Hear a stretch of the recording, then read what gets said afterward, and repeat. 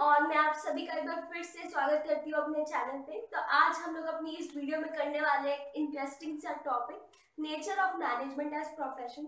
ठीक है, वीडियो को स्टार्ट करने से पहले यार, अगर वीडियोस पहले की समझ आ रही है, कोई क्वेरीज हो या ना हो, ठीक है, कमेंट बॉक्स पे मेरे को बताओ। ठीक है, अपने रिव्यूज, लाइक्स और सब्सक्राइब्स के थ्रू बताओ। और एक चीज और, जो अपन को क्लास 12th स्टैंडर्ड में बोलते हैं ना कि माइंडसेट बना करके चलना चाहिए। अच्छा माइंडसेट रहेगा तो अच्छे से साल भर पढ़ाई होगी या साल के एंड में भी पढ़ाई होगी। तो इस चीज का प्रेशर मत रखना, चाहे कितने लोग भी बोल रहे हो कि 12th का बोर्ड है, ऐसे कर ले वैसे कर ले। 12th क्लास का जो बोर्ड एग्जाम रहता है वो सबसे इजिएस्ट एग्जाम रहता है। ठीक है, सबसे इजिएस्ट थिंग जो लाइफ में है वो है 12th बोर्ड का एग्जाम्स। ठीक है, तो तरीके से फोड़ो पेपर को, अच्छे से लिख करके आओ, अच्छे से समझो। पैनिक मत हो लोगों को देख करके कि बनेगा नहीं होएगा, हमारे इतने सारे कॉम्पिटिटर्स हैं, हम कैसे लिखेंगे। अपने आप से कंपटीशन रखो, और अपने आप से कंपटीशन तभी रख सकते हो जब खुद पे बिलीव हो कि हाँ अभी मेरे को पैनिक नहीं होना है, अभी मेरे को ध्यान देना है कि मेरे को अभी क्या चीज़ सीखनी है। ठीक है, लर्निंग पे फोकस करो यार। मार्क्स डिफाइन नहीं करेंगे कि आपको जॉब मिलेगी या फिर आप किसी कंपनी के सीईओ बनेंगे या फिर आप कौन से स्ट्रीम में जाएंगे। कहीं भी 12th बोर्ड के एग्जाम काम नहीं आने वाले। ठीक है, गवर्नमेंट जॉब के पेपर्स की बात अलग है।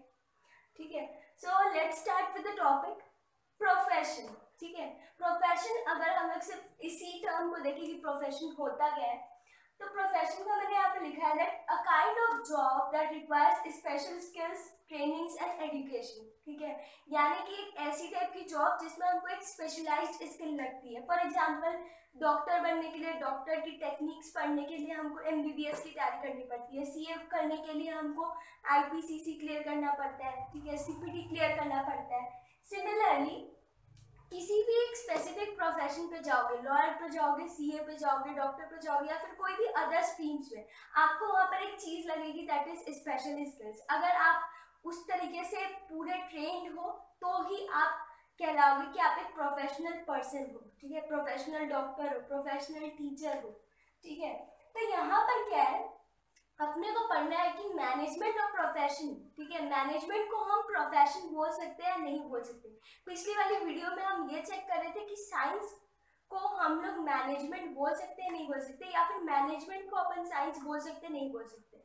सेम थिंग यहाँ पर भी इसी तरह का कंपैरिजन चलेगा। ठीक है, तो प्रोफेशन का सबसे पहले अपन फीचर देख लेते हैं, उसके बाद हम इसको मैनेजमेंट से कंपेयर करके देखेंगे। यहाँ पर जो सबसे पहला फीचर है that is systematic body of knowledge. ठीक है, यानी कि प्रोफेशन, किसी भी प्रोफेशन में एंटर करने के लिए आपको एक चीज रिक्वायरमेंट है that is specified body of knowledge. ठीक है, यानी कि एक तरीके की अच्छी नॉलेज होनी चाहिए अगर आप किसी भी स्ट्रीम पर जाते हो। फॉर एग्जाम्पल, मैं टीचिंग के स्ट्रीम पे जा रही हूँ, एजुकेशन पे जा रही हूँ, यूट्यूब पे वीडियोस बना रही हूँ, तो मुझे क्या करना पड़ेगा, उसी टाइप की स्ट्रीम के लिए अच्छा नॉलेज गैदर करके रखना पड़ेगा। ठीक है, कोई फाइनेंस डिपार्टमेंट के लिए पढ़ता है तो फाइनेंस डिपार्टमेंट के लिए उसको एक स्पेसिफाइड नॉलेज होनी चाहिए। ठीक है, डॉक्टर बनने के लिए आप डॉक्टर तब तक क्या आप किसी पेशेंट को ट्रीट नहीं कर सकते जब तक आपके पास एक क्वालिफाइड बॉडी ऑफ नॉलेज ना हो। ठीक है, तो ये सबसे पहला इंपॉर्टेंट पॉइंट है प्रोफेशन का। यहाँ पर ये एग्जाम्पल सीए का, सीए की टेक्निक्स होनी जरूरी है, डॉक्टर बनने के लिए डॉक्टर की टेक्निक्स होनी जरूरी है, ये वो चीज है। नेक्स्ट पॉइंट है that it has the restricted entry. ठीक है, प्रोफेशन में घुसने के लिए ऐसा नहीं होता है कि कोई भी इंसान आकर के कल को किसी भी पेशेंट को क्लेम करे, हाँ मैं डॉक्टर हूँ, मैं तुमको ट्रीट कर दूंगा, हाँ मैं लॉयर हूँ, मैं तुम्हारा केस देख लूंगी, हाँ मैं टीचिंग में हूँ, मैं तुमको पढ़ा दूंगी। ठीक है, ऐसा नहीं चलता है। ठीक है, जब आप प्रोफेशनल कहलाते हैं, प्रोफेशनल टर्म्स में आते हैं, तब आपके पास क्या होती है, स्पेसिफाइड डिग्री होती है। ठीक है, कि आप क्वालिफाइड हैं, इसलिए हर इंसान एक प्रोफेशनल नहीं कहला सकता। ठीक है, जब तक कि आपके पास डिग्री नहीं है, जब तक कि आपके पास एक अच्छा बॉडी ऑफ नॉलेज नहीं है, तब तक कि आप प्रोफेशन में नहीं घुस सकते। तो दूसरा पॉइंट क्या आएगा कि that entry in the profession is restricted. Restricted यानी कि वही लोग बस घुस सकते हैं जिसके पास वो सारी रिक्वायरमेंट्स है जो कि एक प्रोफेशनल मैन पे होनी चाहिए। ठीक है, तीसरा पॉइंट है it has representative professional associations, यानी कि डॉक्टर्स के लिए एक काउंसिल, जैसे कि लॉयर के लिए काउंसिल बना रखा है बार काउंसिल ऑफ इंडिया। ठीक है, सिमिलरली यहाँ पर सीए के लिए बना रखा है institute of chartered accountant in India. ठीक है, तो यहाँ पर क्या हो रहा है, ये लोग एक प्रोफेशनल एसोसिएशंस बनाते हैं और वहाँ से आपको क्वालिफाई होना जरूरी रहता है, ठीक है। वहाँ की जो है एग्रीमेंट रहती है, वहाँ की जो परमिशन होती है वो आपको रखनी जरूरी होती है, तो ही आप कहलाएंगे कि हाँ आप सही में लॉयर हैं, आप सही में डॉक्टर है, या फिर आप सही में डॉक्टर है, लॉयर है या सीए, ठीक है। और ये एसोसिएशंस क्यों बनाई गई है, ये पहला रीजन ये है कि लॉयर सीए को सही तरीके से अप्रूव करने के लिए किसी कोई भी पीपल, ठीक है, कोई भी पर्सन हो या फिर कोई भी एक बड़ा ग्रुप हो, इंस्टीट्यूट हो, अगर उसको इंश्योर करना है कि वो सीए सही में है, लॉयर सही में है, प्रोफेशनल वे में है, तो वो क्या कर सकते हैं, यहाँ पर प्रोफेशनल एसोसिएशंस के पास जा करके, यानी कि बार काउंसिल ऑफ इंडिया पर जा करके उसकी रजिस्ट्रेशन को चेक कर सकते हैं, ठीक है। और एसोसिएशंस क्यों करती हैं ये सब, ताकि वो ये इंश्योर कर सके कि जो भी हमारे पास पीपल है जो ये सारे प्रोफेशंस पे घुसे हुए हैं, वो लोग क्या कर रहे हैं, वो लोग सोसाइटी के वेलफेयर के लिए काम कर रहे हैं, ठीक है। इस चीज को इंश्योर करने के लिए, और वो तुम्हारे साथ कभी भी गलत नहीं करेंगे, वो तुम्हारे केसेस को लेंगे, समझेंगे, ठीक है, डॉक्टर तुमको ठीक से ट्रीट करेगा, वो सारी जिम्मेदारी कौन ले रहा है, प्रोफेशनल एसोसिएशंस ले रहे हैं। तो तीसरा पॉइंट प्रोफेशन का ये है that it has representative profession associations, ठीक है। अब देखते हैं नेक्स्ट पॉइंट्स, अब डिस्कस करते हैं नेक्स्ट पॉइंट्स को। अच्छा, एक चीज और पहले वाले पॉइंट से जो रिलेटेड है, जैसे कि डॉक्टर्स के लिए एक स्पेशल एसोसिएशन बना रखी है, ठीक है, लॉयर्स के लिए स्पेशल एसोसिएशन बना रखी है उनको रिप्रेजेंट करने के लिए, हाँ ये स्पेसिफाइड प्रोफेशनल डॉक्टर है। लेकिन अगर बात करूँ अगर बड़े बड़े बिजनेस की, स्टार्टअप्स की, ठीक है, तो वहाँ के जो सीईओ लोग बैठते हैं उन लोगों के लिए कोई अभी स्पेशल एसोसिएशंस नहीं बनाई गई है। और कोई अगर एमबीए की पढ़ाई नहीं किया है, ठीक है, उसको भी क्या करते हैं वहाँ, उसको भी किसी डिग्री के क्वालिफाइड होने के बजाय भी क्या करते हैं, उसको मैनेजर की पोस्ट दे देते हैं उसकी स्किल्स को देख करके, ठीक है। तो आज के डेट में अभी तो ऐसा प्रेजेंट सिनेरियो ऐसे चल रहा है कि लोग ज़्यादा ध्यान नहीं देते हैं डिग्रीज पर, मैनेजर सीईओ के पोस्ट में, अदर बाकी चीज़ों पे ध्यान दिया जाता है। ऐसी पॉसिबिलिटीज हमको लग रही है कि आने वाले सालों में ये चीज़ कंपलसरी हो जाए कि मैनेजर बनने के लिए एमबीए की डिग्री होनी चाहिए, ठीक है, सीईओ बनने के लिए आपके पास एक क्वालिफाइड प्रूफ होना चाहिए, उस टाइप से, ठीक है। तो नेक्स्ट पॉइंट हमारा ये है दैट प्रोफेशन के लिए आपको एक specified code of conduct follow करना पड़ता है, जो भी वो एसोसिएशन कोड ऑफ कंडक्ट बनाएगी, ठीक है। पहले वाले पॉइंट में जैसे पढ़े थे that it should have a representative association, ठीक है। तो एसोसिएशन यानी कि क्या, जो आपको रिप्रेजेंट करेगी ऐसी बड़ी सी इंस्टीट्यूट जहाँ पर आप अपना नाम रजिस्टर करा लें, ठीक है। तो रजिस्टर कराने तो आपको क्या करना पड़ेगा, उसके कुछ रूल्स है, उसके जो कोड ऑफ कंडक्ट है, जैसे आप स्कूल में जाते हैं, स्कूल में एडमिशन करा दिए, नाम रजिस्टर करा दिए, उसके बाद आपकी जिम्मेदारी खत्म नहीं हुई, वहाँ के स्कूल के जितने भी रूल्स है, अटेंडेंस कंपलसरी है, रोज पढ़ना है, रोज नोट्स कंप्लीट करनी है, क्लासेस अटेंड करने कंपलसरी है, ये सारे क्या है, रूल्स है जिसको आप फॉलो करते हैं। सिमिलरली डॉक्टर, लॉयर, ये सारे प्रोफेशन को फॉलो करने के लिए आपको क्या, कोड ऑफ कंडक्ट फॉलो करना पड़ता है। प्रोफेशन का चौथा पॉइंट क्या है, कोड ऑफ कंडक्ट, मैंने यहीं पर लिखा हुआ है, लॉयर, एडवोकेट, जैसे कि एडवोकेट अगर आप बन गए, लॉयर अगर आप बन गए, तो आपके में क्या होना चाहिए कि आप कभी भी किसी भी केस को जिसको आप हैंडल कर सकते हो उसको आपको रिफ्यूज नहीं करना है, ये क्या है, ये आपके लिए कोड ऑफ कंडक्ट है। अगर आप डॉक्टर बन गए तो आपके ये चीज होनी चाहिए कि आप कभी भी किसी भी पेशेंट को डिस्क्रिमिनेट नहीं करोगे, या फिर ऐसा नहीं बोलोगे कि मैं तेरे को ट्रीट नहीं करूंगा, ठीक है, तू, तेरा कलर ठीक नहीं है, ऐसा ठीक नहीं है, तो मैं तेरे को ट्रीट नहीं करूंगा, ऐसी वाली बात नहीं होनी चाहिए। इसके बाद अगर सीए बन गए तो ऐसा नहीं है कि आप जगह जगह जा करके अपने एडवर्टीजमेंट कर रहे हो, उनके भी कुछ रूल्स और नॉर्म्स बनाए जाते हैं कि आप एडवर्टीजमेंट नहीं कर सकते, ठीक है। ये चीज मैंने प्रैक्टिकल टर्म्स में देखी है, मुझे ये नहीं पता कि अब ये कहाँ तक के सही है, लोग मतलब जो सीए लोग रहते हैं वो लोग कैसे अपनी मार्केटिंग वगैरह बढ़ाते हैं, ठीक है। तो इसके बारे में हम लेटर डिस्कस करेंगे अगर आप चाहो तो।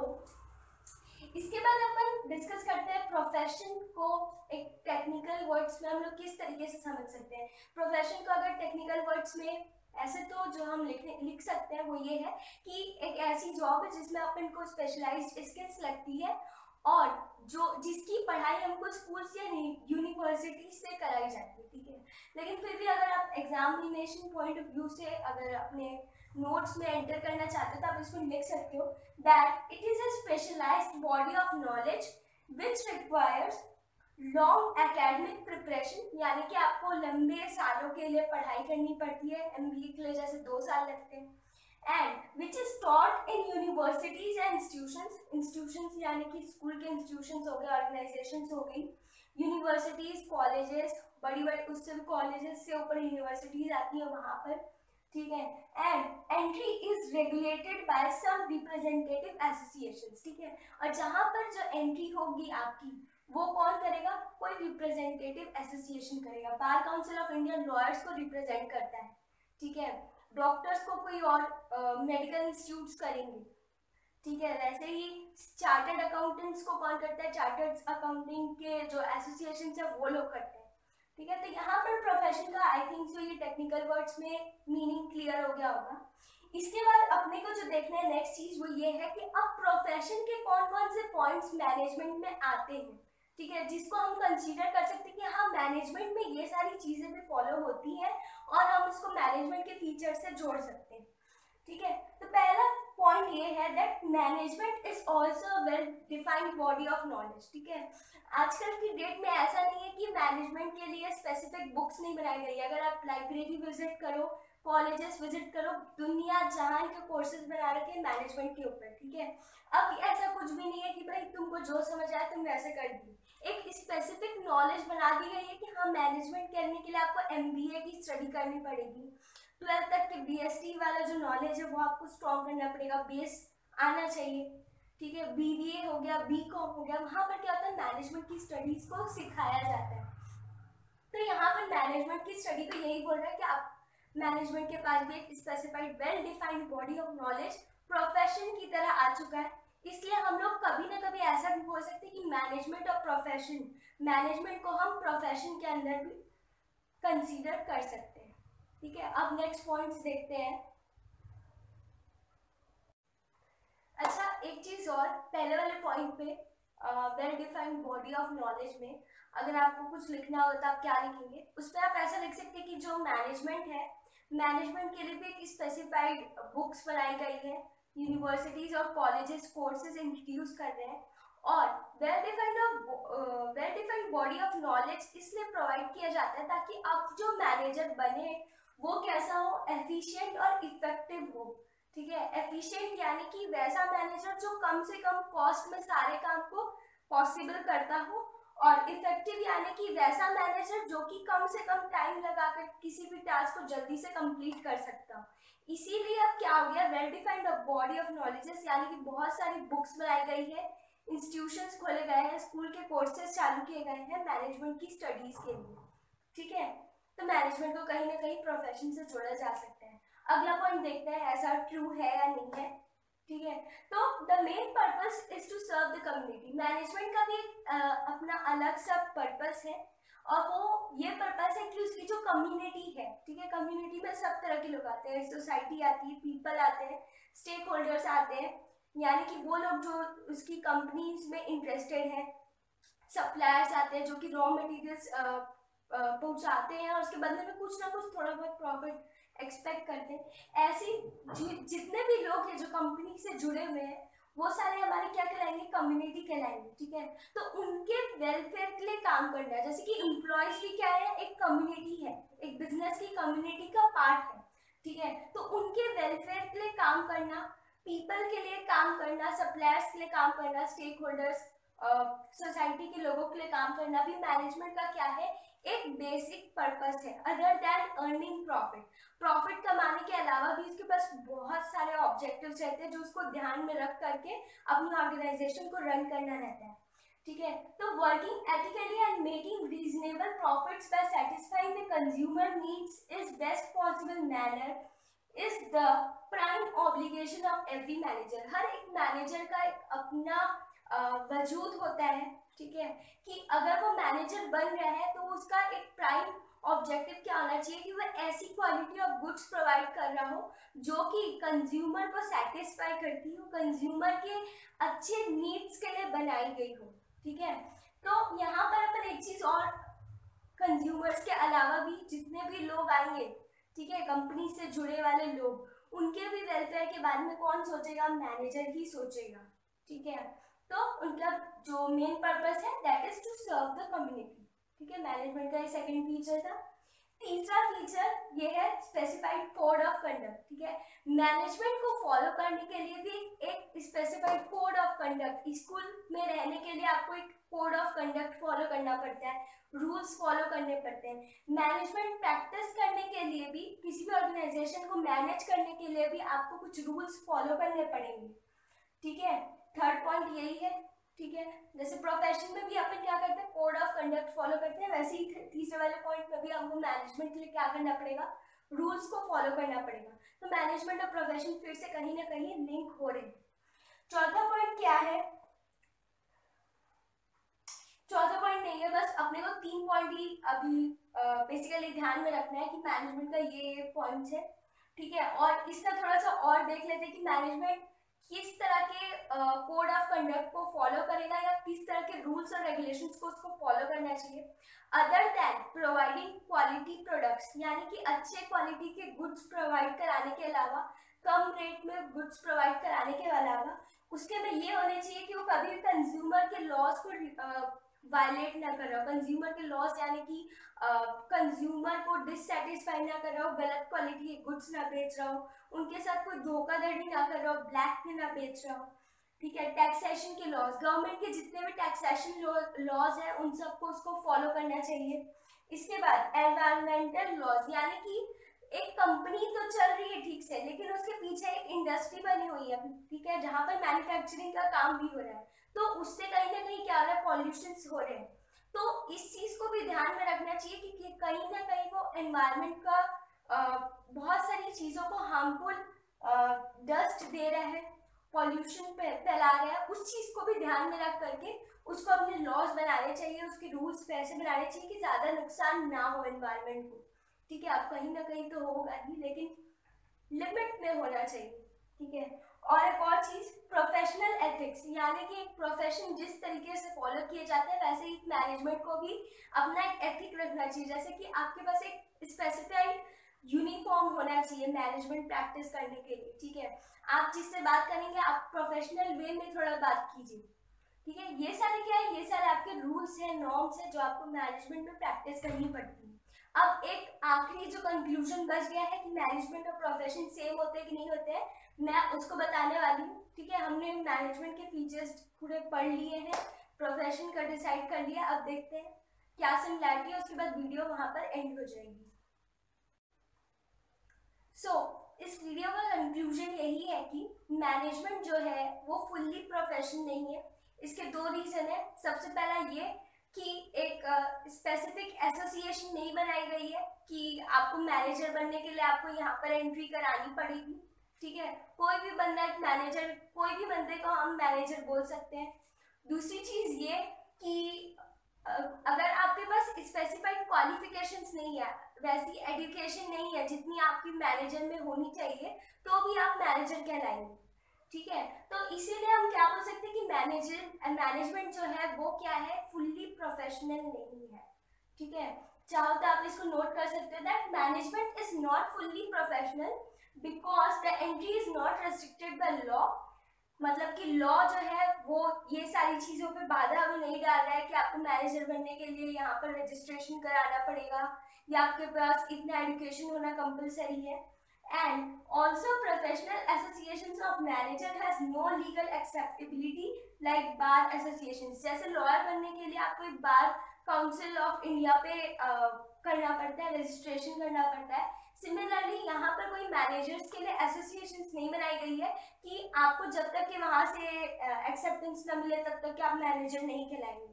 ठीक है, और anybody can be called manager irrespective of the education qualifications possessed. यानी कि आपके पास कितनी भी क्वालिफिकेशन हो, आप चाहे 12वीं तक के पढ़े हो, चाहे 3rd ईयर तक के पढ़े हो, चाहे MBA तक के पढ़े हो, अगर आपके में वैसी स्किल्स है कि आप किसी भी एक बिजनेस को संभाल सकते हो तो आप मैनेजर हो।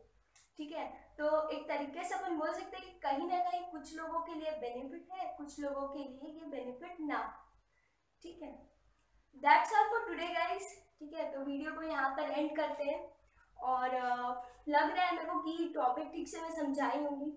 ठीक है, और वीडियो यार देखना ठीक बात है, कॉन्सेप्ट समझना ठीक बात है, लेकिन जब तक कि आप अपने माइंडसेट में ये चीज़ नहीं क्लियर करोगे कि मुझे रटना नहीं है, मुझे कॉन्सेप्ट को समझना है पहले, उसके बाद ही मैं कुछ लिख पाऊंगा, तो ही बनेगा। ठीक है, कॉन्सेप्ट को समझोगे तो ही आपके पास बहुत सारा स्टफ रहेगा पेपर में लिखने के लिए।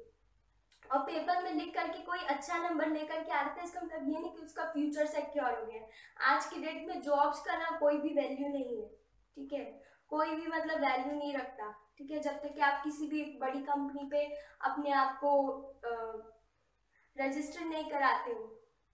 ठीक है, दैट्स वाई मैं बोल रही हूँ कि बस कॉन्सेप्ट ध्यान में रखो। अगर आपका इस साल नंबर भी नहीं आ रहा है कोई दिक्कत नहीं है, लेकिन कॉन्सेप्ट आप स्ट्रॉन्ग रखो। क्या मालूम है कॉन्सेप्ट कहाँ पर आपके काम आ जाए, कहाँ पर ये यूजेस आ जाए। ठीक है, आपके खुद के बिजनेस पे आ जाए, या आप किसी का असिस्ट कर दें उन सब चीज़ों के लिए। ठीक है, और 12th क्लास का जो बोर्ड पेपर रहता है वो सबसे आसान पेपर है। ठीक है, ऐसा माइंडसेट लेके चलो कि सबसे आसान पेपर होता है 12th क्लास का। ठीक है, जितना आप पूरे स्कूल लाइफ के नंबर नहीं ला सकते, इस बार आप उतने नंबर लाने वाले हो, इस बार आप पूरा पेपर फोड़ने वाले हो। ठीक है, that's all for today guys, and if you like the video please please please hit the bell icon.